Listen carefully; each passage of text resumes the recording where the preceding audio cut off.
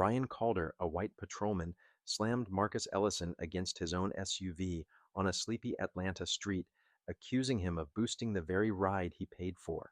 Marcus kept his cool, attention locked on protecting his rattled wife and their slightly older kids, even as a flare of pain cut through his shoulder.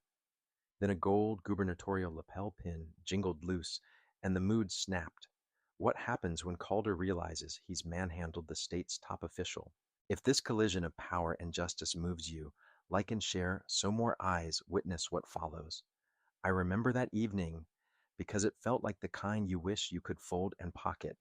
Early fall in the suburbs outside Atlanta, air cool enough to crack the windows, maples whispering. I was 2 cars back at a light when I noticed a black SUV. Inside, silhouettes moved like a small stage play. A tall man at the wheel, a woman half turned, 2 children, older than toddlers now, still buzzing with birthday sugar. A ribbon from a balloon floated in the rear window.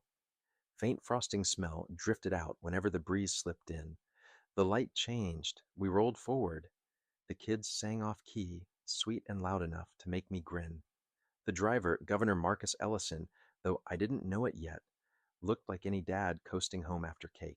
He carried the unhidden grin of somebody who'd pulled off a long good day. He reached across and tapped the mom's fingers on the console. She laughed, the low laugh worn by hours, but warmed by family. From where I sat, you could almost hear him exhale. Relief lived in that cab. We slowed for the next turn, our windows briefly aligning. I caught his profile. Square jaw, gray at the temples, the kind of face you see at a podium.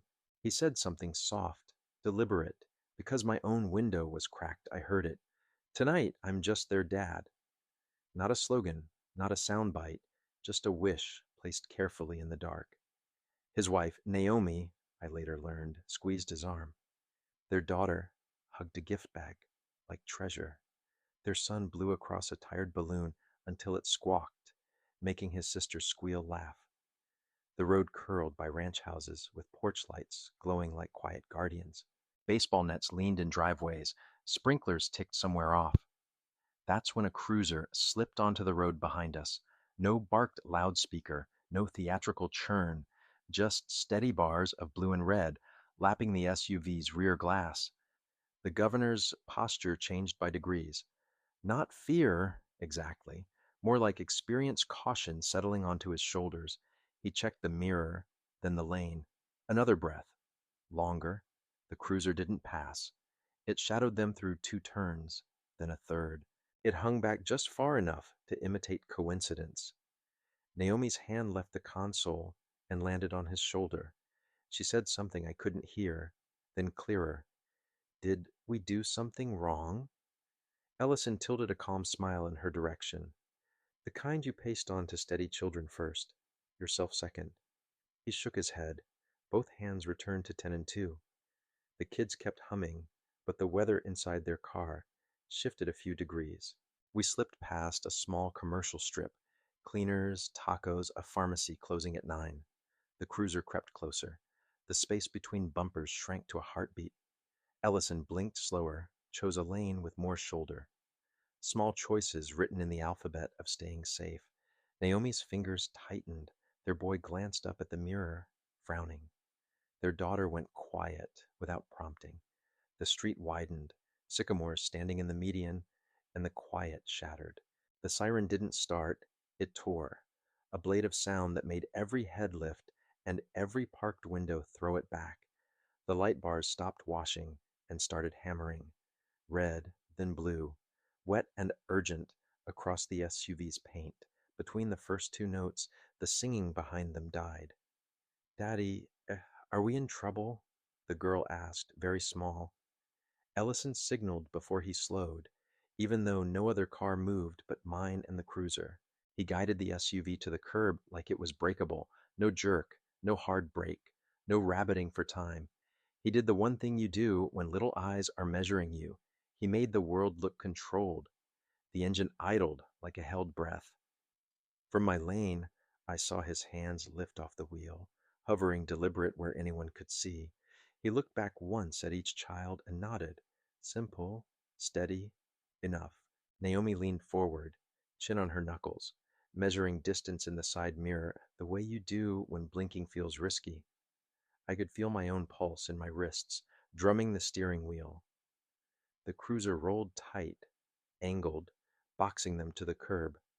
Harsh strobes washed the cabin in colors wrong for human faces. For a beat, nothing, no door, no radio. Just the siren, throttling down to a mechanical pant, and somewhere a dog, answering. Ellison drew one long breath, let it out through his nose.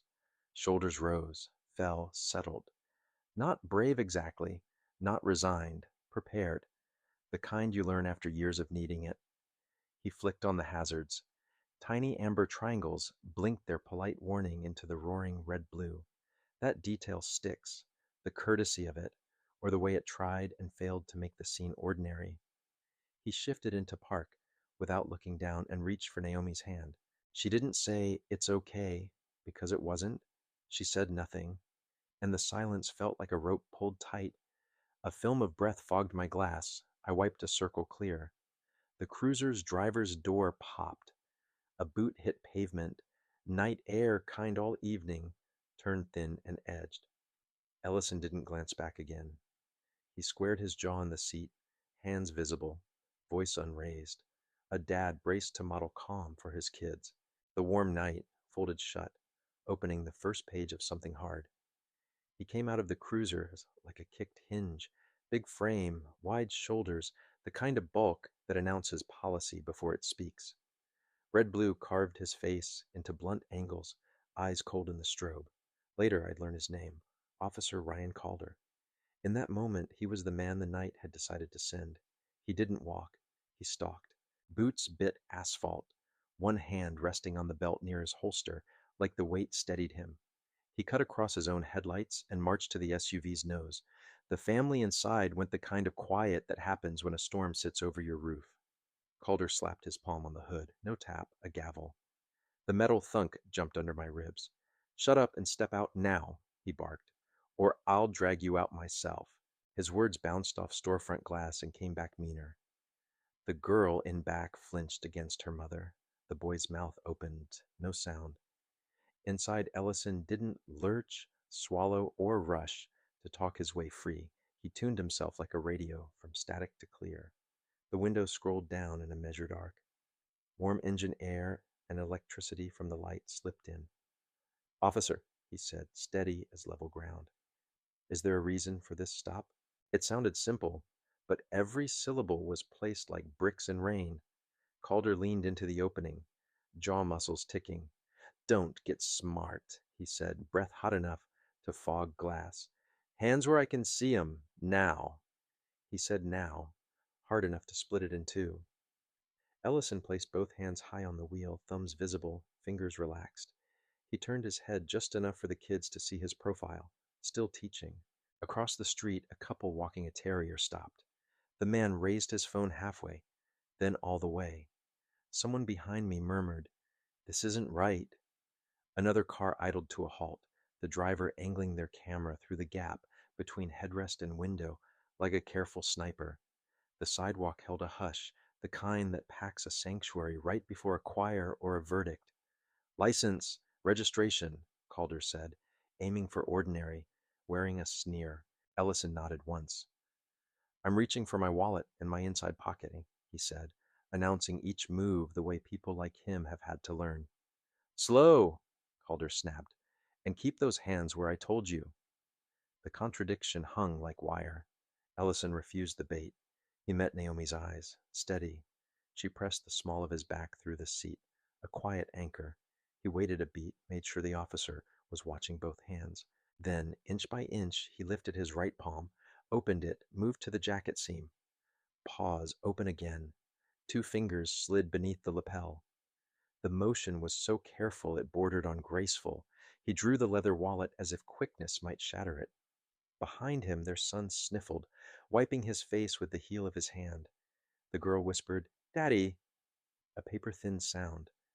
Calder crowded the window until his chest kissed the frame. "Step out," he ordered. Though the ID still rode Ellison's fingers, the governor didn't argue. He offered the wallet. Calder knocked it away. It hit the door. The license skated across a seam. I said, "Step out." I watched Ellison choose dignity behind safety and still keep both. He clicked the belt release. The tiny sound felt loud. He opened the door into the red-blue wash and unfolded himself onto the pavement, tall enough to reset the scene. Palms up at shoulder height, the dome light flicked on, painting his face a living room gold. Naomi reached instinctively, stopping her hand on the seat's edge, wedding band flickering like a far lighthouse.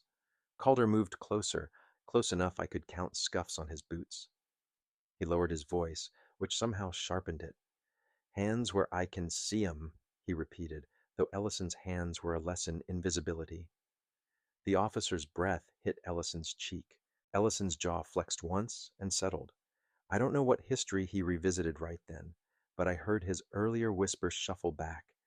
"Tonight I'm just their dad." The terrier barked like a metronome. The man filming whispered, "Keep it steady," to himself or the world. A teenager rolled up on a bike, planted one foot, lifted his camera like a prayer. The night didn't get louder. It got full of attention, of witness. "Turn around," Calder ordered. "Feet apart." Ellison obeyed. He set his license on the roof so his hands could stay high. The metal mirrored red-blue like a tiny river. Calder's eyes drifted over the SUV, not curious, verdict already written. "Nice car," he said, sour. "You sure it's yours?" He let the words hang like a tripwire. "We're coming home from a family birthday," Ellison answered, voice level. "If there's a concern, I'm ready to address it." He kept his words short. Every extra syllable can be weaponized. Naomi's face had gone pale in the window. She pressed her lips together until a white line appeared. Calder shifted, peered into the cabin. "Everyone keep quiet," he told the children, which made the girls' eyes flood. He straightened, leaned back into Ellison's space. "Higher," he said. The hands couldn't go much higher without leaving his body. He raised them anyway, wrists stacked. The posture looked both surrendered and impossibly strong. Behind me, a horn nudged once. Annoyance from someone who didn't yet understand. They'd remember this night for years. The sound died fast. Even impatience knew better. Screens glowed like fireflies, gathering for a warning. A woman a house length away breathed, "Lord," and crossed herself. Then Calder leaned in, nose nearly touching Ellison's, and cut the air, not loud, but sharp. "Don't make me repeat myself." You could feel the sentence land inside the SUV. The boy inhaled through his teeth. "Marcus," Naomi whispered, a name thrown like a lifeline. Ellison didn't answer the taunt. He answered his family. He lifted his chin a fraction, set his shoulders in that quiet way leaders do when they're most alone. He let out a breath you could see. He fixed his gaze past Calder's ear, neither defiant nor submissive, refusing the trap being set. The street, sensing a line drawn, went still enough that phone shutters clicked like tiny clocks, starting a record that would own tomorrow. The air tightened. The lights did their relentless work. I stayed parked maybe 15 feet away when the night's sound took a sharper edge. Officer Ryan Calder, his name now murmured behind me, let his voice rip through the calm like jagged tin. "A black man in a car like this must be stolen or drug money." The words cracked across asphalt, ugly, deliberate. You could feel the sidewalk recoil. A woman behind me gasped, then steadied her phone. Governor Marcus Ellison stood beside his SUV, back straight, hazard light sliding gold over his jacket. He didn't flinch, didn't raise his voice. He reached into his inner pocket, slow as a measured hand, and drew out his wallet. "My license and registration," he said, offering them evenly. Calder didn't look. With a flick, he smacked the wallet to the street. It slapped dry. The license skidded inches across the asphalt. "This is unnecessary," Ellison said, voice deep and steady, each word clipped clean. Dignity rang louder than a shout. Calder took a half step closer, boots scraping. Without warning, he swung and hammered a fist into Ellison's shoulder. The sound was flat and hard, bouncing off storefront glass like a slap. Ellison pitched sideways into the hood, a low grunt breaking free as metal shivered under the blow. Naomi's scream knifed through the night. Marcus! She lunged before the seatbelt snapped her back. Inside, their son burst into tears, his small fists beating air. Their daughter's wail climbed until it almost broke. Stop! Someone yelled from the crowd. He's not resisting! A white-haired woman stood firm. Phone raised, hands trembling, but unshaken. Calder's head whipped toward her. Back off or you'll regret it, he growled, hand kissing the butt of his holstered gun. The threat froze the sidewalk. You could hear the collective inhale as bystanders chose between flight and witness. Then the sound I won't forget, steel on steel. In one brutal motion, Calder wrenched Ellison's arm behind his back. The governor bent under the torque. A cuff snapped, a cold punctuation clacking shut. Phones lit the street like a storm of fireflies. The SUV's hazards blinked slow amber against frantic red-blue, a rhythm that made everything feel suspended. Eyes fixed on the tall man now forced to his knees, a leader recast as suspect in a heartbeat. Ellison's face stayed composed, strain showing only in the set of his jaw.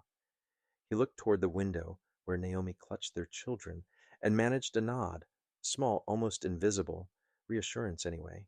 The neighborhood held its breath. Hot metal mixed with a whisper of late-night damp. Down the block, a car alarm chirped once, then gave up, as if the world itself startled and stilled. What began as a quiet drive flipped, in heartbeats, into a public spectacle, power and prejudice exposed under floodlights.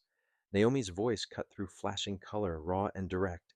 Please, our children, please.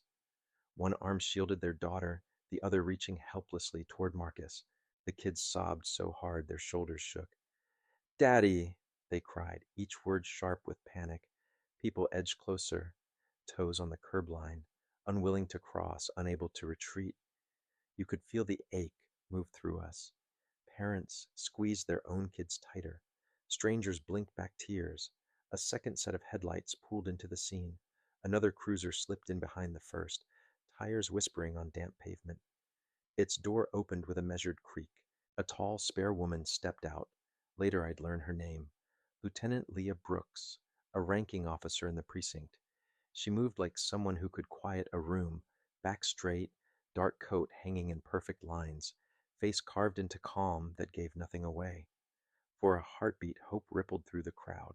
Finally, someone whispered. Brooks approached the flashing perimeter, boots tapping like a metronome. Silver strands in her pulled-back hair caught the strobes. She stopped beside Calder, leaned in just enough to share a breath, and spoke too low for most, but I was close enough to catch it. Make sure it's handled quickly, quiet, almost gentle, and colder than Calder's shouting. She didn't question the cuffs biting Ellison's wrists, didn't lift a finger to stop him. That single line told every witness this wasn't one hothead's rogue act. It was a machine closing ranks around itself. Disbelief rippled through the crowd. She's backing him, someone said, torn between anger and awe. Calder gave a short soldier's nod. Orders received. His grip tightened on Ellison's arm. Ellison stood taller in response, meeting pressure with a quiet force of his own. Cameras kept rolling, tiny red dots blinking like watchful eyes. The street answered with a new sound. Outrage. Let him go! A man shouted from the crosswalk. He's done nothing! A woman's voice joined, cracking but fierce. A chant built, low at first, then swelling. Let him go! Let him go! Bouncing off shopfront windows and hoods. Phones lifted higher. More live streams bloomed. I glimpsed comments already buzzing. A hashtag sparked and caught. Rush justice now. Calder jerked his chin toward the crowd and barked, Back up, or you'll regret it. His free hand hovered over the holster, silent threat humming. The chant stumbled, then steadied again. People pulled children closer, but kept cameras locked. A delivery driver, parked down the block, raised his phone. We see you, he called, voice shaking but caring. Through all of it, Ellison did something that stopped me cold. He turned his head, meeting Calder's glare. then Brooks's unreadable eyes. Even with arms pinned and cuffs biting, he spoke with a calm heavier than anger. You are abusing your power, and everyone here can see it. The sentence rang like a bell. For a heartbeat, even the flashing seemed to pause between pulses. The crowd's murmur swelled into a low, defiant roar. Some cheered it, others just whispered yes, as if the truth itself lent courage. Brooks barely moved, but a flicker crossed her eyes. Hard to name, gone quick. Calder's jaw clenched. He cranked the cuff another notch, like pressure could erase words. The statement hung, humid and indelible. Porch lights winked on down the block, the neighborhood leaning into witness. The chant found its rhythm again.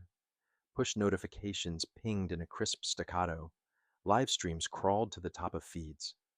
On my screen, a local station went live 2 streets over. Another feed split-screened, our block on one side, Ellison at a recent presser on the other. Same jawline, same gray at the temples, same small gold pin at the lapel. Captions wrote themselves. Breaking! Developing! Watch! Calder's denial began to unravel in stages. First a stammer, he's impersonating. Then the reach for procedural cover, officer safety. Then the look that begged his superior to reclaim the ground. But sometimes the ground refuses to belong to anyone except the truth.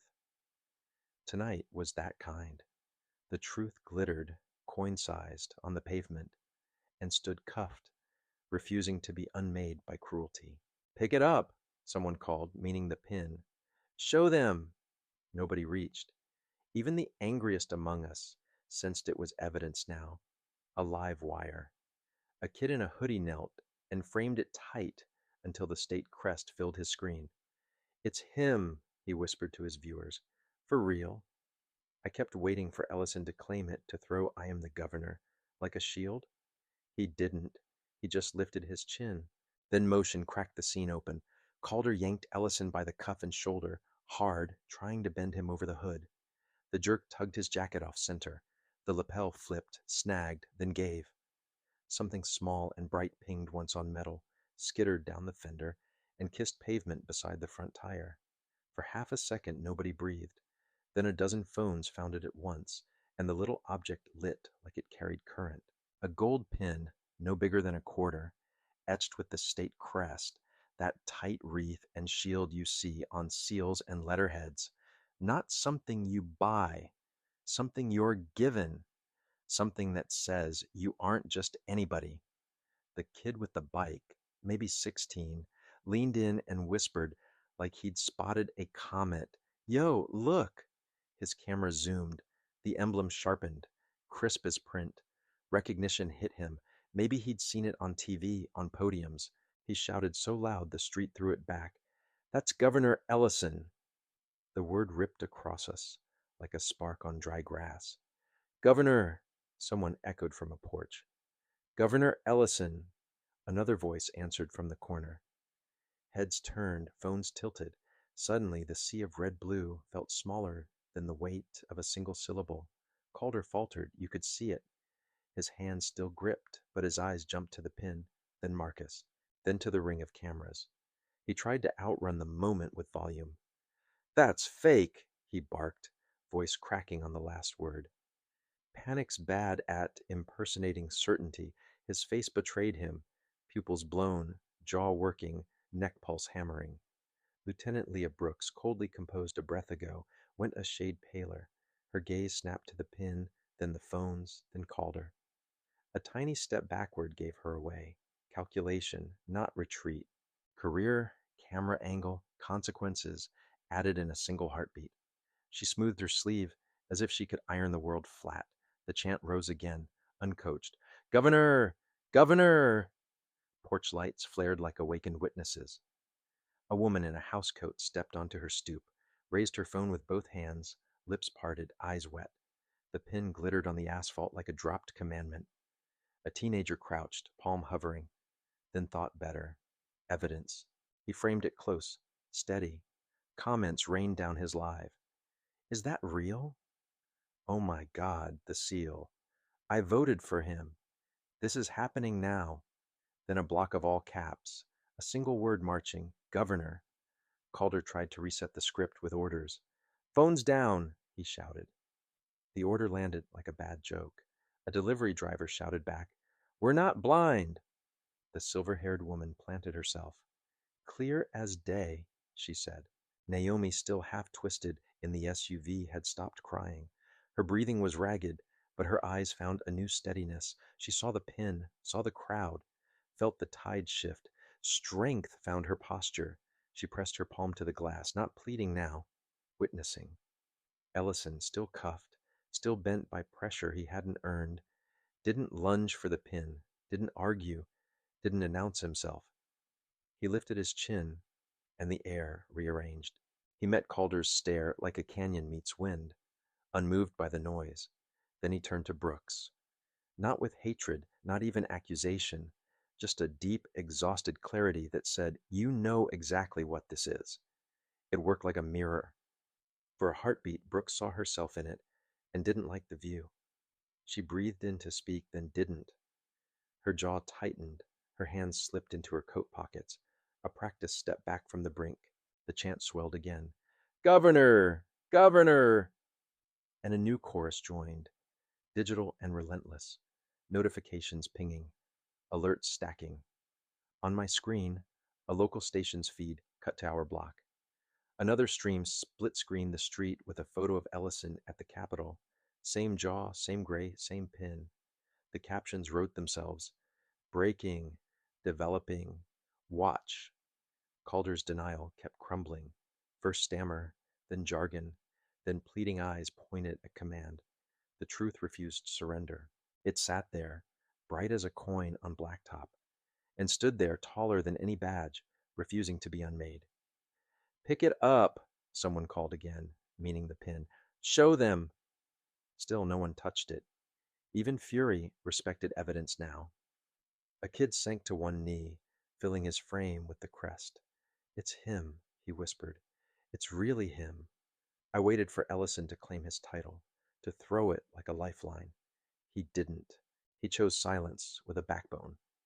He let the cameras and the seal and 100 witnesses carry the weight. Calder yanked again, trying to bend him. The same ugly torque. The jacket shifted, but the spine didn't. The crowd read what mattered in that posture. Power without justice, meeting a refusal to bow. Porch lights along the block burned brighter, like the neighborhood was leaning forward to hold the line with us. Governor! Rolled back and forth, gathering strength. A new voice shouted, Hands off him! Another answered, We're recording!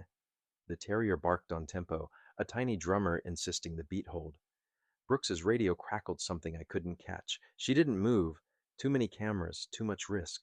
But her eyes tracked every lens, every angle, calculating exposure and outcomes. Calder's grip jerked, irritation flaring where authority used to be. Ellison breathed slow, shoulders square, unbroken. A third car slowed, headlights sweeping us, then eased on. On my phone, comments spooled so fast they blurred. A local organizer's account joined live, pinning the scene to a bigger story. This is what we mean. Parents in the crowd pulled their kids a little closer but refused to look away. The kids tucked into hips and thighs, learning more than any bedtime lesson would have tried to teach them tonight. Brooks finally spoke, voice low enough to give herself deniability and loud enough for microphones. Secure the scene, she told Calder. Maintain control. The words were bland cover for a hard truth. Keep your grip, but stop making it worse. Calder's jaw worked. He nodded.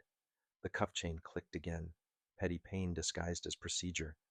We're not going anywhere, someone called, answer bouncing off brick. We're watching. And we were. Every eye, every lens. Ellison looked at Naomi, at their kids. Somehow he found a nod. Small, matter of fact, enough to say I'm still here. Naomi pressed 2 fingers to the glass, as if a thin pane could carry a promise across. Their boy, a little older now than on last year's driver's license renewal, wiped his cheeks with a determined swipe. Their daughter pressed her gift bag to her chest like a shield and breathed in short little bursts. Calder barked to the crowd, Back! Again the order landed wrong. Authority stripped of moral weight turns thin. The silver-haired woman didn't move. "We're staying. We're witnesses," she said, voice steadying as it rolled out of her. The delivery driver, phone high, echoed, "We're not blind." Brooks's gaze flicked from the pin to the faces, to the phones and back again. The calculus wasn't changing now. It was being recorded from every angle. "Officer," Ellison said, voice level, "you're past reason, and there are children here." The syllables were clean, each one carrying farther than anger. Calder didn't answer with words. He answered with pressure, fingers tightening on bone. "You're making it worse," someone called. "We're live," another added, waving a phone that now had 5 figures watching. "Names are on this," a third voice said. The chant softened into a low hum of witness. "Governor," someone whispered, reverent wrong and furious at once. Porch lights flared down the length of the block, neighbor by neighbor claiming the duty of seeing. A curtain twitched, then opened. A man in a tank top stepped out, filmed from the steps, jaw clenched. The terrier's owner patted the little drummer's head without lowering his camera. Somewhere, 2 blocks over, a news helicopter thudded the air. Distant, inevitable. The night refused to forget itself. Brooks's radio popped again. She turned slightly, as if listening to a voice that could grant a safer ending. It didn't. Her shoulders stayed squared to the mess. Calder's hand hovered near his holster again, the hint of a threat he seemed to need. "Don't," the silver-haired woman said. "Don't even think it." Her steadiness rippled outward. The kid with the bike lifted his live closer to Ellison's face, catching sweat. Calm. Resolve. "We see you," the delivery driver repeated, steadier now. "We see all of you." Ellison turned slightly, not much, cuff chain tight, and met the camera's eye. "Power is a trust," he said, measured, resonant. "You are betraying it." He didn't say, "I'm the governor." He didn't have to. The seal on the asphalt and the city in our pockets said it for him, louder than any title waved like a badge could have. Phones chimed like a strange choir, follows, shares, live joins. A teacher from 2 neighborhoods over stitched a feed. A city council member reposted the local station.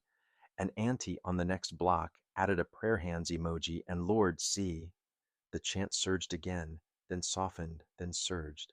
The air held the tension of a bowstring. Calder's knuckles whitened, Brooks's eyes narrowed, calculating how to back away from quicksand without sinking further. "Release him!" someone shouted. "Do the right thing!" Another voice, quieter, firmer. "Your children will see this someday." That landed differently. Calder flinched, like truth sometimes makes us. He looked, just for a second, at the reflection of himself in the SUV's glass, strobe harsh and unflattering. Then he overcorrected, jaw hardening. "Step back!" he snapped, as if volume could glue control together. Control had slipped already. It was in 100 pockets, streaming. Ellison's breathing stayed slow, shoulders square. Naomi's eyes stayed on him, unblinking. The kids, older by a heartbeat, watched quietly, learning a language they shouldn't need. Brooks adjusted her coat again, practiced elegance. She could see the shape of tomorrow's meeting, the memo, the disclaimers. She could also see the pin, bright as indictment. The housecoat lady murmured, "We know who he is." And the crowd answered with a low, unanimous hum. "We do." A little wind pushed wrappers along the curb. The hazards ticked their small courage against the emergency light's tyranny. A porch screen door squealed somewhere, a hinge not unlike the cruiser's door that began the scene. The terrier finally went silent, as if it, too, decided listening mattered more. A teenager on the corner whispered, "This is history," and none of us could argue. History had climbed into the passenger seat and buckled in. Then Calder, still trying to control the script with motion, yanked Ellison again, intent on bending him across the hood. The pull torqued the jacket, the lapel flipped and snagged. The small bright pin pinged, skittered along the fender, and settled by the tire. Phone swung.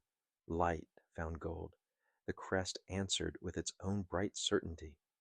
For an instant, nobody moved. Then recognition spread like sunrise, detail by detail. Wreath, shield, authority conferred, not purchased. The bike kid leaned in until his camera almost kissed the asphalt. Hold up, he breathed. Look. His feed zoomed. The emblem snapped into focus, razor clean. He'd seen it before. Podiums, pressers, swearing-ins. That's Governor Ellison, he shouted, and the block hurled the word back. Governor. Porches echoed it, corners through it. Phones tightened their grip. The word landed on Calder like a weight. His face betrayed the math happening inside. He tried sound as camouflage. Don't buy that, he barked. Yo, he's a fraud.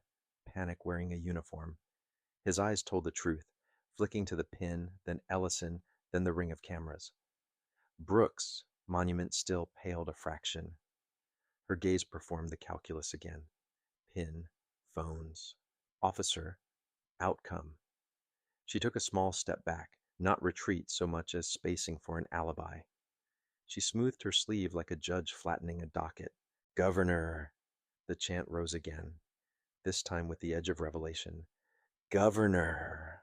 Governor! Porch bulbs brightened as if the neighborhood was voting with light.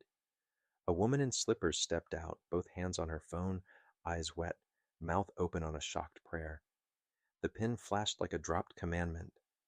A teen knelt, hand hovering but respectful, evidence, and filled his frame with the seal. His chat poured. Real?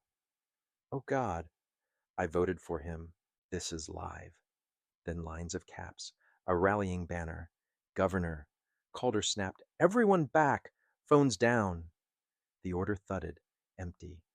The delivery driver answered, We're not blind. The silver-haired woman planted her stance deeper. We know who he is. Naomi's tears had cooled into focus. She watched the pin, then the crowd, reading the tilt of the moment. She pressed her palm to the glass, not as plea, but as sworn statement. Ellison, still cuffed, still compelled downward, didn't snatch at the pin, didn't argue, didn't announce himself. He lifted his chin, and the air changed shape, quieter, firmer. He met Calder's gaze like granite meeting wind, weathered, unmoved. Then he looked at Brooks with a tired clarity that reflected the precinct back at itself. For a heartbeat she seemed to see it, her jaw set, hands pocketed, a step back from the cliff edge again. The chant regrouped. Governor!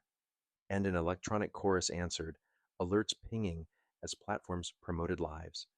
A local anchor's account went live from 2 blocks away. Another feed framed us alongside a still of Ellison at the Capitol. Same jaw, same gray, same pin. Captions did their lazy work. Breaking, developing. Watch. Calder's certainty burned down to cinders. Stammer, procedure, plea. But the field no longer belonged to him. It belonged to the truth under 100 lenses. Pick it up, someone urged again. Show them. Nobody touched it. Even rage respected chain of custody tonight. A hoodie kid filmed the crest until his hand steadied. It's him, he whispered to 5,000 strangers who suddenly felt like neighbors. I kept waiting for Ellison to reach for his title. He didn't. He left the work to witnesses, to the pin, to the undeniable geometry of a man forced down yet refusing to shrink. Calder tried another yank. The jacket gave a little. The man didn't. The crowd learned a new steadiness inside that tension. Lights stuttered across lacquer and glass. The hazards kept their humble metronome going. Somewhere, a child hiccuped between sobs, then drew a longer breath. Naomi pressed her forehead to the window, breath fogging the glass, then clearing. She wasn't pleading now. She was recording with memory in case cameras failed later. Names, someone called. What's your name, officer? The silver-haired woman answered for him. Calder. The delivery driver added, and Lieutenant Brooks. The list got written into the air, into feeds, into minds. Brooks heard it. She adjusted her posture a fraction, the way people do when they know their own names are entering the minutes. Calder watched the names collect on screens and tightened his grip like he could squeeze them invisible. You are abusing your power, Ellison had said. The sentence boomed louder now, carried by 100 mouths. A boy near me said it like a vow.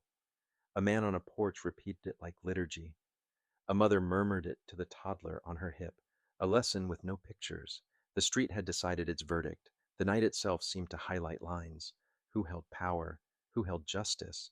Who held a phone steady? Governor! Came the chant again, braided with "We see you." A porch camera light clicked on. A neighbor set a portable lamp on the stoop, brightening the pin like a stage cue. The terrier flopped down, finally resting. Duty done. The wind shifted and carried the smell of wet asphalt and hot brakes. The helicopter thudded nearer, inevitable as morning. Brooks looked up once, squinting at the sound, then back to the ring of witnesses. Calder's breathing showed on his face, tight, shallow. He'd mistaken volume for authority, mistake for certainty, procedure for justice. Now each miscalculation had an audience. He glanced at Brooks. She didn't rescue him. She stared at the pin. The SUV's hazard lights blinked, patient, precise. Ellison rolled his shoulders back a fraction, as much as the chain allowed. Still here, his posture said. Still me. The city listened, and the street held its line. In my feed, a montage formed. Our block, the Capitol, Ellison with school kids, Ellison at a storm briefing, always that same small pin glinting at his lapel. The overlay asked the only question that mattered. How does this end? The comments flooded with answers. Release him. Apologize. Resign. Investigate. Vote. Remember. The chant thinned, then tightened again, like breath in a choir. The neighborhood didn't blink. Neither did the 100 glass eyes circling us. Calder tugged once more. A reflex, not a plan. Ellison swayed, then steadied. The pin winked in the stoop light, a bright syllable repeated with every blink of the hazards. Brooks's radio barked something sharper. Her mouth tightened. She didn't move. She'd already chosen the distance she needed to keep. Naomi whispered something through glass, 2 words I couldn't hear, but Marcus nodded like he'd caught them and pocketed them beside his steady breath. The crowd pressed no closer, stepped no farther back. We simply held. The night had taken its shape. Phones hummed, porch lights watched, the helicopter thudded. At the center, a man in cuffs stood taller than the story written for him. On the ground, a coin of truth refused to dim. Authority looked at evidence and at witness and at consequence, and blinked. The scene didn't end. It settled, right on the edge of change. He didn't. He stayed inside, the one name he'd chosen before the siren ever pierced the dark. A dad. He angled his body so his teenagers could see his face, not the back of his head, and he held their eyes. Around that still point, everything whirled. The chanting, the lenses, the rank-on collars, the patrol lights, circling the quiet strength of a father refusing to let fear teach his kids the wrong lesson. Hold the line, Officer Ryan Calder muttered, voice low, almost supplicating to his own adrenaline. Lieutenant Leah Brooks finally spoke too, soft, exact. Control the scene. Not release him, not remove the cuffs. Only optics management shaped like protocol. The crowd heard the choice inside her silence and answered with another rising wave. Governor! Louder now, angrier, more sure. Belief had gravity, and tonight it pulled like the moon. The bike kid glanced up from his stream and shouted, We're live to 20,000. The counter jumped. 30, 50, higher. A woman farther back put her sister on speaker and lifted the phone. It's him, she said, voice shaking. They've got the governor in cuffs right here. Marcus Ellison still said nothing. He used quiet, the way some men wield podiums, letting truth roll downhill on its own unstoppable momentum. He let the evidence assemble itself without his hand pushing it, because once truth starts moving, it's stronger unforced. He stood there, wrists burning, shoulder pulsing, gaze steady, and turned the weight of silence into a verdict the night had to hear. We had crossed the hinge without naming it. The second that pin kissed pavement, The block transformed from incident to statement, from one family's terror to a mirror for power. The cameras had their centerpiece. By breakfast, the country would have its argument, and Calder, towering minutes earlier, suddenly looked smaller, like someone stranded on the bright side of a line he hadn't noticed until it seared his boots. He kept moving, but the narrative didn't. It held, like a lens refocusing. Authority isn't performance, it's stewardship. The street had learned the difference, and wouldn't unlearn it tonight. Past midnight, the quiet Atlanta cul-de-sac had already outgrown itself. I know because I lay awake after getting home, phone buzzing with updates that refused to let the dark go still. George Miles, the gray-bearded veteran who'd been streaming from the opposite curb, posted his full video before dawn. By breakfast, it wasn't a clip. It was a tide, mirrored everywhere you could flick a thumb. At sunrise, the counter on George's feed climbed into a number that barely looked real. Millions, ticking upward like a second hand. Morning shows led like weather alerts. Governor Marcus Ellison detained. Loops replayed the pin, clattering to asphalt. The chime of shutters like applause. National crews dispatched before commuters drained their mugs. The block where it began now looked like a pop-up newsroom stitched from tripods and cables. Helicopters orbited. Satellite trucks idled beside mailboxes and basketball hoops. Inside the state capitol, the phones didn't stop. You could feel the pressure from a sidewalk away. Staffers who'd left for an ordinary evening now fielded urgent calls from Justice and reportedly the White House. By mid-morning, a senior official on record demanded an immediate probe. The state AG's spokesperson called the detention potentially unlawful and invited federal oversight. Every 30 minutes, another statement landed, sharper, heavier, carrying national attention like freight. Reporters poured into the neighborhood until the sidewalk resembled an unscheduled press conference. Boom mics fenced driveways. Photographers knelt for angles of a car that wasn't even there anymore. The strobe of flashes turned the cul-de-sac's morning into its own kind of daylight, jittery and bright, while producers murmured countdowns into frayed headsets. And then there was Naomi. By the first wave of morning hits, she'd become the steady heart of the story. Sitting beside their older kids on a neighbor's porch, same soft sweater as last night, she faced the lenses with exhaustion braided to resolve. Her voice wavered, didn't break. No family should face this terror for simply driving home. Not a sound bite, a plea. It moved through feeds like sparks through dry grass. An hour later, that one sentence was captioned, clipped, subtitled on everything I scrolled. People quoted it like a psalm. No family should face this terror. It appeared on morning shows and church group chats and front page banners. By late morning, reaction outgrew screens. The chant born on our block, "Governors, justice, now," echoed on real sidewalks, library steps in New York, riverfronts in Chicago, courthouse squares across the map. Scanner chatter marked peaceful marches by noon. In California, commuters paused on overpasses to hang banners with Ellison's name. Someone projected "Justice for Ellison" across a Los Angeles tower big enough to read from the sky. Even some who hadn't voted for him showed up. Vietnam vets in caps, deacons and ushers, parents pushing strollers, saying whatever their politics, a dad heading home shouldn't face that kind of night. Their posts and lives braided into a single national voice. The hashtag, born in a teenager's palm, rose above finals and celebrity dust-ups.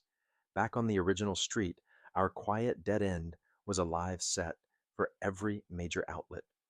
Anchors relayed new statements from Washington and the governor's office.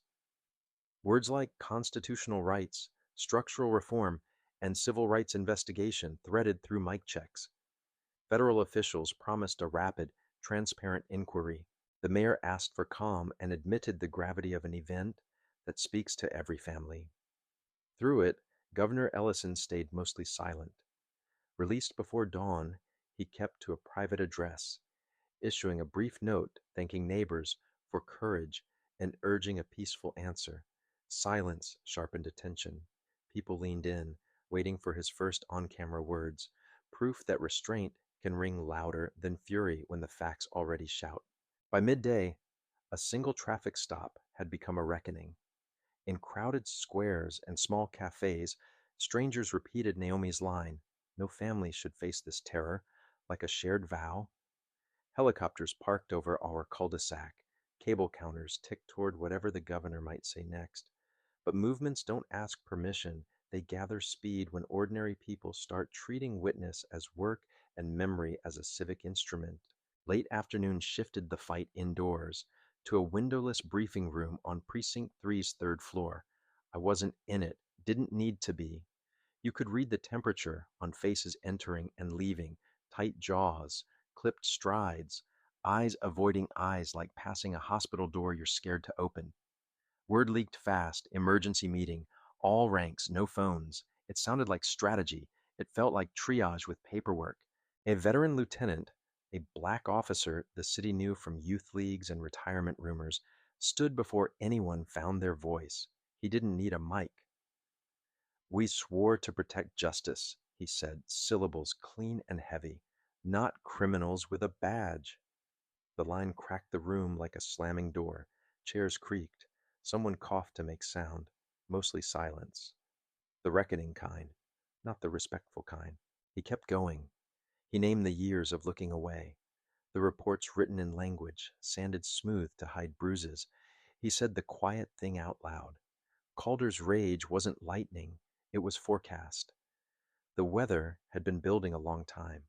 When he finished, he didn't sit so much as fold, like a man finally allowed to set down a weight his spine remembered better than his mouth. Not everyone agreed. A captain tried to wrap the moment in policy, clearing his throat to offer phrases like rapidly evolving circumstances and officer safety protocols. It sounded like a card pulled from a drawer labeled "in case of fire." Use words, but the room had shifted. The old incantations no longer opened doors, they just perfumed smoke. Outside, the front steps were turning into something like church. I stood with neighbors as evening crept in, candles bright against stone. Signs and cell phones shared hands. Chants swelled, then fell quiet, then grew again. "No one above the law," rolled down granite and bounced back, a phrase that fit the night, like it had been waiting. Each time the lobby doors cracked, the sound rushed inside, as if justice could be pressure washed through hinges and marble. That's where I was when the first rumor about a whistleblower found us. Not shouted, not posted, passed person to person, careful as china. A young officer, the story went, had seen enough and sent a bundle to a reporter he trusted. Complaints, internal emails, audio. Minutes later, my phone lit with confirmation. A local paper pushed a banner. A national site followed. Then the clip arrived. 30 jagged seconds. A woman's voice, precise, low. Lieutenant Leah Brooks. "Don't report every detail," she said. "Keep it clean. Not sloppy, not loud. Surgical. The kind of instruction you give when you know which truths make trouble." The crowd listened like it was an eulogy. Systems protect themselves, not news. Hearing the bolts turn, different ache. A man beside me, self-described, not political, shook like the sound had hit bone. "She said it like ordering coffee," he muttered. "Like it's normal." Inside, normal was cracking. Officers who'd kept heads down stared into a mirror they didn't control. Some looked furious for the first time. Others looked frightened. A few looked relieved, like a secret finally dragged into daylight might stop poisoning them. The lieutenant who spoke earlier rose again. "Enough," he said, softer now, somehow larger. Enough as demand, enough as promise. At the back, a young cop, maybe the leaker, maybe someone watching him, wasn't looking forward anymore. He was measuring the exit. Outside, the vigil turned to roar. "No one above the law," widened into "open the files," widened into "charge them both." It wasn't storm surge. It was tide, not a flash, a push. Officers posted on the steps traded glances that admitted they heard their names inside the chant. My screen buzzed again. Another drop, longer this time. Body cam audio from an earlier stop. Calder's voice, unmistakable, now squeezed through clenched teeth, a muffled whimper, dead air where policy should live. A reel of everything folks had claimed for years and been told they couldn't prove. The crowd didn't cheer. They went still. Truth can quiet a street because the thing you asked for is heavy to hold. Reporters crowded the tape line. Mics angled toward doors that stayed shut. The mayor's office promised cooperation. The union returned fire with due process talk. But gravity had settled already. This wasn't an isolated incident. It was a vein running back into a heart that needed surgery. The upstairs meeting broke without a resolution anyone believed. Some officers walked straight to internal affairs. Others whispered about optics and timelines. Everybody picks a side whether they announce it or not. Night wrapped the building. Candles multiplied until wax pooled like small stubborn suns. A neighborhood choir raised a hymn, and the border between protest and prayer blurred in the best way. People cried. People held hands. People waited. Then the alert we'd all braced for hit like a drum, charging decisions pending review of leaked materials, subpoenas authorized, suspensions issued. The headline wrote itself in every throat. We didn't cheer, not really. We exhaled. It wasn't victory, but it was the door to a room we'd been told didn't exist. The recordings had done what years of rumor could not, pinned names to actions and yanked the curtain on command. From here on, there was no safe script left for Ryan Calder or Leah Brooks, only sworn statements in daylight. The courthouse felt too small for what it was asked to hold. By the time I cleared security, the corridors were a living current. Journalists with badges clipped high, federal observers in dark suits, neighbors clutching manila folders like lifelines. Hearing room 3 opened, and a hush walked in first. Rows filled in seconds. Cameras obeyed the rules and stayed outside, which only made every breath sound louder. The panel took their seats, stern, alert, pens ready. The prosecutor rose before chair legs finished scraping. No theatrics, just posture and purpose. Today, he said, voice carrying without strain, we examine not only an assault, but a system. The sentence landed like a gavel. People straightened as if the room's spine had been adjusted. Calder sat at counsel table, broad shoulders slumped, finally acquainted with gravity. 2 seats away, Lieutenant Brooks looked like a smooth stone taken from a river, polished outside, thinned beneath. The prosecutor opened with the street, our street, city traffic cam, a neighbor's doorbell video, the cruiser shadowing the SUV for blocks. No violation called, no probable cause stated. Then live stream angles, the hood slap, the wallet flick, the fist, the cuffs. He didn't narrate. He let timestamps and policy numbers speak. Defense time. Calder's attorney tried to stitch old cloth.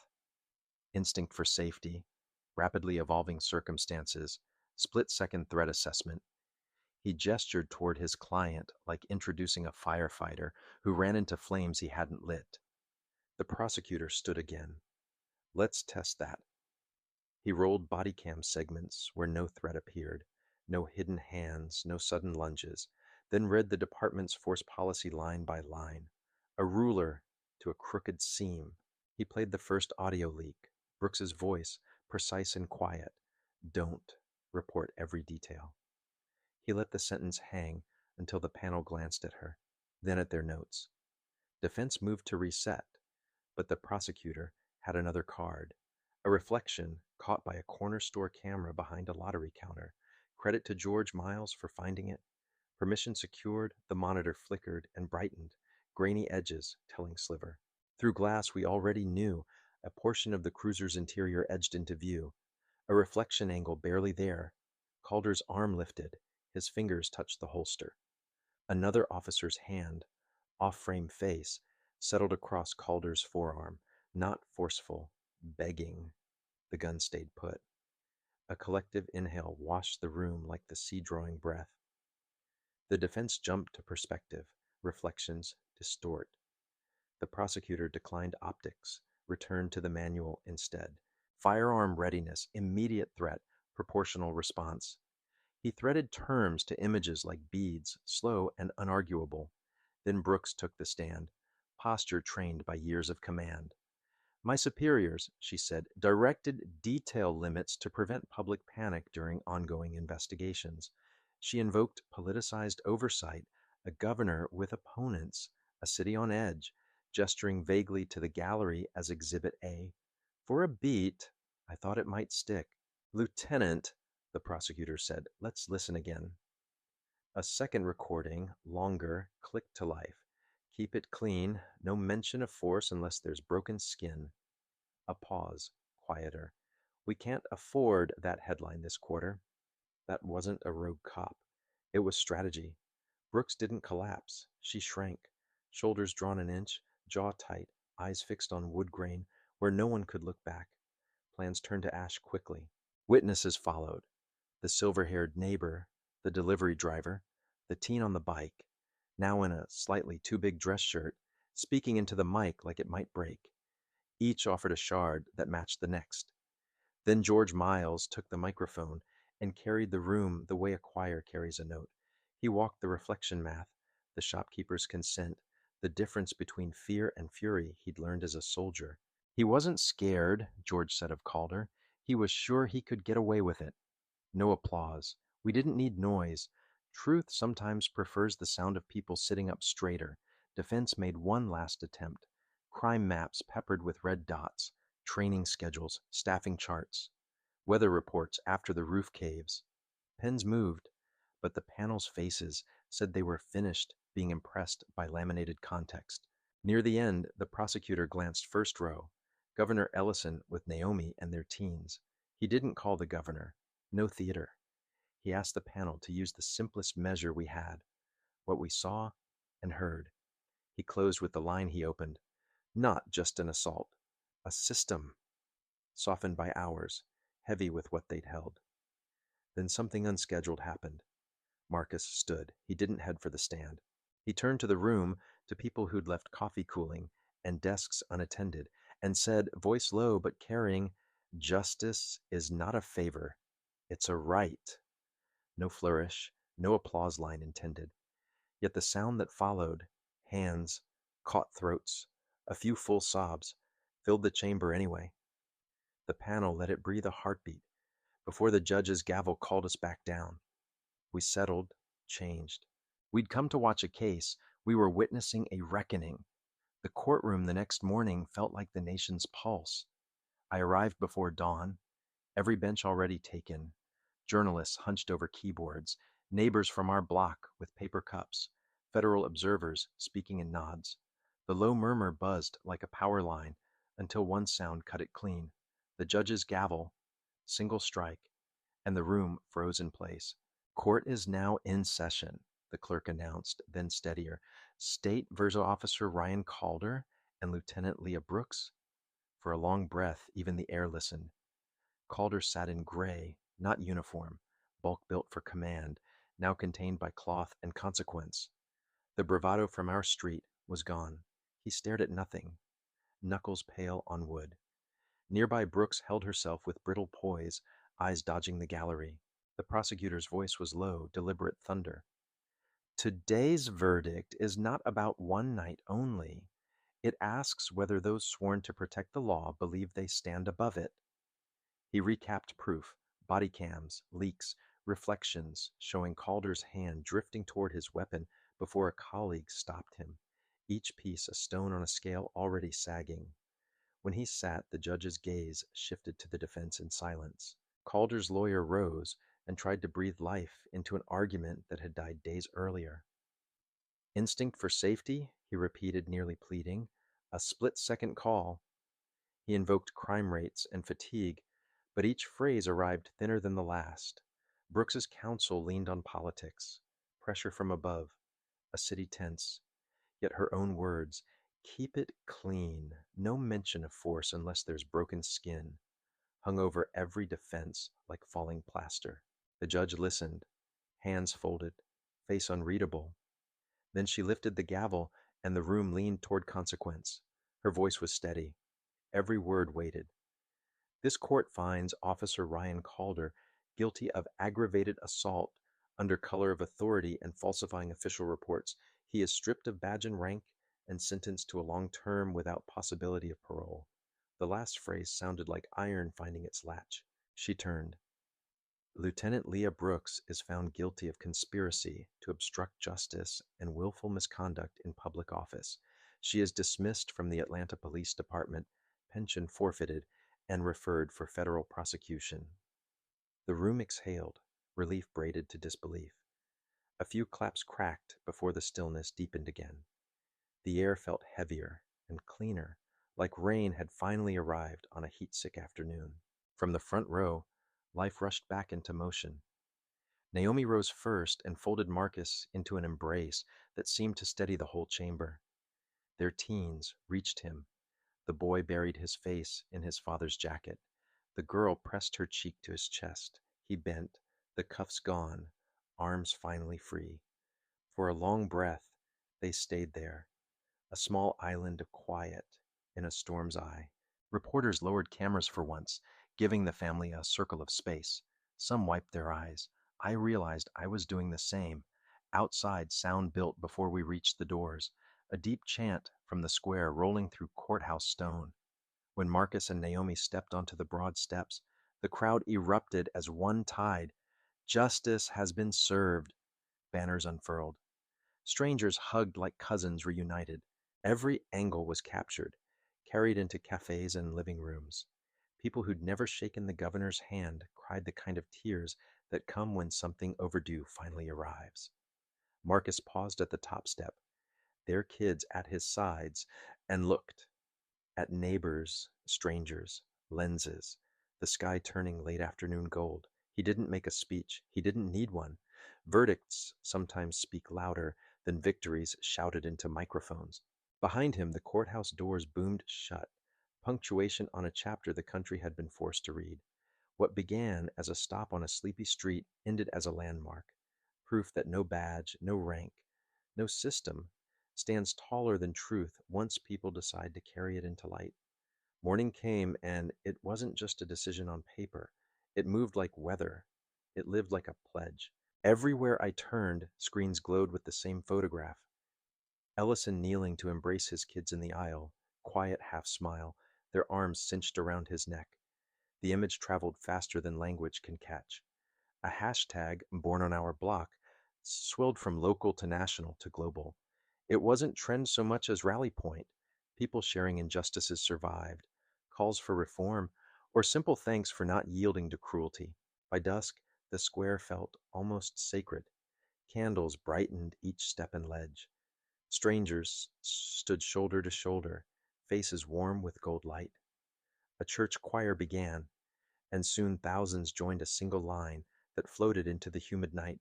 Justice belongs to everyone. The words moved like a river, steady, insisting, until even those who couldn't sing found themselves humming along, promising not to let this memory fade. Late that evening, Ellison finally stepped to a microphone beneath the pillars. Same dark suit as court, but the posture of someone carrying only truth. He let the crowd settle. "I'm angry," he began, startling in its plainness, "but angry to make change, not to hunt revenge." The square held breath. "Tonight, I accept responsibility to lead a federal task force on police reform, training, oversight, culture. We won't waste this pain." The cheer that followed didn't explode. It rolled, like a heavy thing lifted together. Naomi stepped forward, their teens drooping but stubbornly present. She laid a hand on Marcus's shoulder and faced light and lenses. "No mother should watch her children cry like that because of injustice," she said. Silence held it aloft. Then applause, full-bodied, grateful, the kind you feel in ribs. Candles kept burning. Songs kept mending. Some prayed aloud. Others let music and memory do the work. The governor's pin, rescued polished, rested in a small glass case at the steps' base. In candle glow, it shone like a tiny sunrise, a quiet emblem of risk and reward. Walking away past midnight, I kept thinking of that coin of light. In low gold, it didn't look like metal anymore. It looked like a question turned luminous and pointed at us. What will you do to protect justice? That question, more than verdicts or chance stayed, because Ellison's story wasn't merely one man's dignity or one family's courage. It had become a living reminder that justice isn't a favor we're gifted. It's a right we keep choosing daily together. Thank you for walking this road with us. Memory is a tool, witness is a duty. Courage spreads faster than fear. Ellison's ordeal shows that justice is not charity, it's a shared right we defend as neighbors. It proves how courage, unity, and love can turn a night of fear into a movement for lasting change. If this moved you, share it so more hearts can feel what truth can do in the open. And if stories like this matter, keep listening, keep showing up, because the work keeps going when cameras rest. Subscribe, the broadcaster urged, to hear more accounts that spark hope and action. Your attention is the heartbeat of our city's stories. And somewhere behind the cameras, kids who were a little older than yesterday slept easier, knowing their father's calm could bend a night without breaking. Somewhere, too, an officer read policy slow and out loud. Somewhere, a lieutenant relearned what detail looks like when the truth matters most. The pin's glow faded to glass by sunrise, but the question stayed bright. What will we carry forward? Only the verdict or the vow behind it? Neighborhoods don't heal by accident. They heal when ordinary people treat each other like witnesses with responsibilities. When we decide not to look away, not to edit facts, not to bargain with clarity, the street where it began looked ordinary again. Mail, sprinklers, chalk, extraordinary beneath. By mid morning, policy drafts circulated. By afternoon, meetings had agendas without euphemisms. Words like audit, decertification, duty to intervene found ink instead of air. Faith leaders mapped listening sessions. High school civics teachers rebuilt lessons using the week's footage. And late that night, the bike kid posted a final stream. The glass case, the pin, the steps. Quiet now. He whispered, "We'll remember." Then let the camera rest on the small, stubborn sunrise. By late morning, the courthouse corridors thrummed like a substation. Heat, voices, shoe squeaks. I found a corner and watched families from our block file past, faces washed by equal parts relief and exhaustion. A public defender hugged the silver-haired neighbor. The delivery driver filmed quietly, whispering, "We made them listen." Outside, brass on flagpoles clinked in a tidy breeze. Inside, paperwork began doing the slow work of turning thunder into law. News crawls stacked like bricks, charges filed, pensions frozen, federal referrals, timelines accelerated. On a nearby bench, Naomi massaged her temples. Their kids leaned on her shoulders, older by years that fit into hours. Marcus listened more than he spoke, shaking hands, offering thanks, promising to stay boringly meticulous. "No shortcuts," he kept saying. "We fix this with sunlight and checklists." It sounded unglamorous. It sounded exactly right. Union spokespeople faced a hedge of microphones, invoking process. Some officers behind them stared at shoes, some at sky. Across the plaza, faith leaders consolidated notes for vigils that wouldn't end with tonight's candles.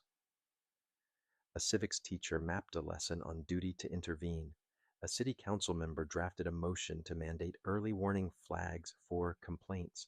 Movements don't wait for meetings. They make meetings keep up or look foolish trying. That evening, a gym near Peachtree filled with people who usually only met by yard signs and algorithms.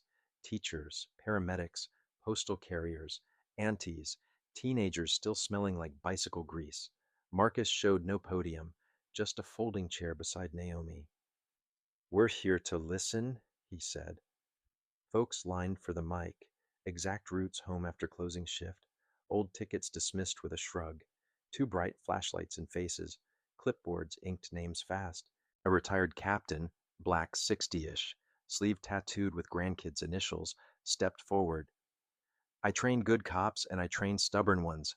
Policy saved the stubborn ones from themselves when they let it." He proposed a requirement.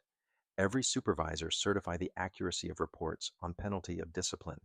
Heads nodded. Naomi wrote it down. "We don't just need rules," the captain added. We need consequences that land before funerals. The next morning, a letter went public. Governor Ellison formally requested Justice Department partnership on a statewide consent decree. He attached timelines, public dashboards, budget line items that traded armored vans for training, wellness, and civilian investigators. Predictable shouting followed, from uploaders in fresh outrage and veterans protecting pensions. But the document had a spine. It named dates, owners, audits. Arguments stall against calendars and clocks. At home, the Ellisons tried something like ordinary. Their daughter taped the courthouse photo inside a binder. Their son oiled his chain and promised himself to ride slower, then didn't. Naomi brewed coffee strong enough to stand a spoon upright and swapped the news for old soul records. Marcus ironed a suit he'd worn days in a row. They made eggs. They laughed exactly once. Their quiet reached farther than statements. Midweek, a small ceremony unfolded at the Capitol. No banners, no brass, a half circle of chairs, name cards that didn't care for titles, survivors of bad stops, parents who'd lost sleep, marriages, sometimes worse, public defenders, an ER nurse, two rookies who'd filed complaints and paid for it with shifts. Marcus opened folders, but not with speeches. Help us build this right, he said. Start with what hurts most. A woman with calluses and courthouse familiarity said, stop measuring bravery by who shouts. Start measuring by who intervenes. A rookie added, right intervention as the first duty, not optional heroics. The ER nurse described faces pressed to gurney paper, wrists still cuffed. Naomi asked logistics, who trains, who audits, who pays. It wasn't catharsis, it was architecture. Someone brought sandwiches. Nobody ate until the list felt honest. That afternoon, the whistleblower's identity surfaced. Officer Miguel Varela, 27, first in his family to wear a badge. He stood beside his lawyer and looked like sleep had filed a complaint. I thought my oath meant tell the truth, he said. I was afraid. I did it anyway. Reporters asked who pressured him. He didn't answer. He thanked his mother. The city learned what courage sounds like when it whispers. Brooks's attorney filed a motion to suppress the recordings. The judge scheduled arguments. The public scheduled patience. In line for the metal detectors, I met the bike kid's mom. Nurse shoes. Weary smile. He keeps apologizing for swearing on the stream, she said. I told him I'm proud. He kept the camera steady. Across the hall, a bulletin announced a training rewrite, scenario days built from actual neighborhood maps. Calder's old beat partner resigned. Not a protest, a confession. He wrote a letter, posted without drama. I stopped one hand. I didn't stop a pattern. The city read it twice. Some officers clapped him on the back at a diner that night. Others faced the booths and ate in quiet. Accountability isn't contagious, but it's not quarantined either. It travels mouth to mouth, choice to choice, like any human habit worth keeping. The task force convened again, this time inside a long room with carpet pretending to care about spills. A statistician presented false report rates. A psychologist diagrammed stress loops. A community organizer handed out postcard scripts for attending disciplinary boards. Marcus kept repeating, public eyes, public outcomes. Naomi flagged a line item, independent evidence lockers managed by civilians. Pins and phones belong here, she said. Everyone knew which pin she meant. A grandmother who'd raised 3 grandsons, 2 through cuffs, 1 through college, spoke last. I don't want apologies, she said. I want my neighborhood to be boring. The room laughed softly, then wrote boring is good in the margin. Policies, like porches, keep families safe when they are dull and sturdy. By end of session, the whiteboard held fewer slogans and more verbs, dates next to verbs, names next to dates. Next morning, the first dashboard went live. Complaints, dispositions, discipline, anonymized but granular. It broke on the first hour. Servers surprised by the city's appetite to read itself. Fixed by lunch, it stayed up through dinner and into insomnia. People scrolled metrics alongside weather and baseball. Transparency is addictive when you've been starved. My neighbor texted, I don't understand all of it, but I want to. Meanwhile, the Ellison kids returned to school. Hallways felt like microphones for a day, then just hallways again. A counselor checked in and did more listening than paperwork. An English teacher pinned a quote above the whiteboard: "Justice is the practice of love in public." Their son wrote about bicycles and patience. Their daughter drew porch lights. Neither mentioned sirens. Survival is sometimes choosing which nouns to carry. The Attorney General convened a joint press event with Justice.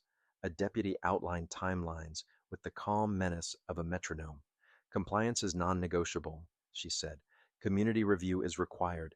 Whistleblowers are protected." She named case numbers, like mile markers. Questions flew, mostly performative. Answers landed, mostly practical. For once, the chart behind the podium meant something more than graphic design. It meant the paper would be matched by teeth. In a quieter room 2 floors up, Marcus met privately with a group of officers who'd intervened before cameras were watching. No press, no tweets. He asked what they risked. "Friends," one said. "Over time," another added. "Reputation," a third admitted, cheeks red. "Make it worth it," they asked. "Give us backing." He promised policy, then something more portable. Shout-outs in evaluations, a hotline that calls back, medals no one hides in drawers. Sunset found the original street gentled back into itself. The basketball hoop sounded like a metronome again. A chalk dragon smiled across 2 driveways. The delivery driver waved with his elbow while ferrying paper plates to a potluck that had grown itself out of grief. The silver-haired neighbor handed me a tea light in a jar. "Memory needs maintenance," she said, "like porches, like courage. Sweep it, paint it, use it." Later, I scrolled past arguments sharpened to knives and found a quieter thread: people posting small changes, a rookie declining a bad joke at roll call, a sergeant rereading policy aloud, a council clerk adding a line to an agenda that would have stayed vague last month. None made headlines, all made weather. Movements aren't fireworks, they're barometers. You load them with pressure and watch the needle tell you something true. At the Capitol again, a final pinning. Symbolic, not ornamental. The rescued governor's pin, once asphalt scarred, now set in a case beside a plaque explaining nothing dramatic. Chain of custody policy, public upload portal, whistleblower protections, community board calendar. People filed by, more library than shrine. Kids pressed palms to glass and watched their own reflections hover over the pin. You could see them realize history sits under fingerprints. Marcus stepped back to the microphone only once that week. "We won't measure success by speeches," he said. "We'll measure it by boredom. Fewer headlines, fewer candles, more nights when families get home and forget to talk about it." Naomi didn't speak. She squeezed his hand. Their kids leaned together, sleepy. The applause didn't swell. It settled, like something heavy finding its shelf, stable enough to hold other people's weight. The bike kid filmed one last late stream from the sidewalk where we'd all learned each other's names. "Hey," he told the lens, voice lower than the first night. "We kept the camera steady." He panned to porches, to a mailbox still dented from nothing important to the distant hum of an evening train. "This is the point," he whispered. "This." Comments flowed slower, kinder. He ended without music. Just street. I walked home through ordinary, sprinklers hissing, somebody oversalting a skillet, a sax practicing 3 blocks off. Atlanta smelled like jasmine and brake pads and backyard smoke. My phone finally landed face down on the table. I pictured the pin's tidy gleam in the glass and Naomi's hand on Marcus's sleeve, the kid's arms looped around his neck. Justice hadn't cured everything. It rarely does. But it had changed the light. So if this story moved you, pass it along, not as spectacle, but as a reminder that witness is work and quiet is a tool. Share it with people who still believe policy can be poetry when it keeps families whole. Subscribe, if you like, to the folks recording hard truths with soft hands. And keep your porch light on. Somebody out there is steering home, hoping tonight stays boring. Thank you for staying with us through this long, steady arc, from siren to sentence, from fear to framework. Marcus and Naomi's family showed how patience with a backbone can bend a night without breaking. If this gave you courage, lend it forward, like the video, share it, and subscribe to Mr. Mac's Stories for more true to life journeys that spark action. Your attention makes room for change and keeps the camera steady.